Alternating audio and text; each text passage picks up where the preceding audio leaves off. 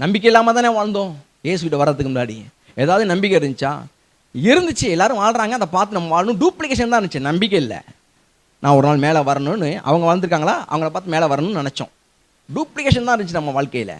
ஆனால் நம்பிக்கை இல்லை. நான் என்னைக்காவது ஒரு நாள் மேலே வரணும், அவங்கள மாதிரி வரணும், இவங்கள மாதிரி ஒரு டிவியை வாங்கணும், அவங்கள மாதிரி வாழணும், இவங்கள மாதிரி வாழணும். உலகத்தை பார்க்கும்போது ஒரு டூப்ளிகேஷன் இருந்துச்சு மனசில். அதை நம்ம என்ன நினச்சிட்டு இருந்தோம், அதுதான் பெரிய நம்பிக்கையை நினச்சிட்டு இருந்தோம். ஆனால் நம்பிக்கையை ஆவியானவர் உள்ள ஊற்றினார்.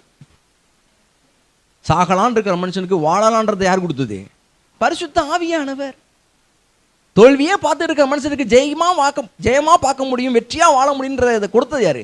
பரிசுத்த ஆவியானவர். அவர் தான் கட்டுற. மேலும் நமக்கு அருளப்பட்ட பரிசுத்த ஆவியினாலே யார் அருளலாம்? தேவன் அருளினாராம் குமாரன் மூலமா.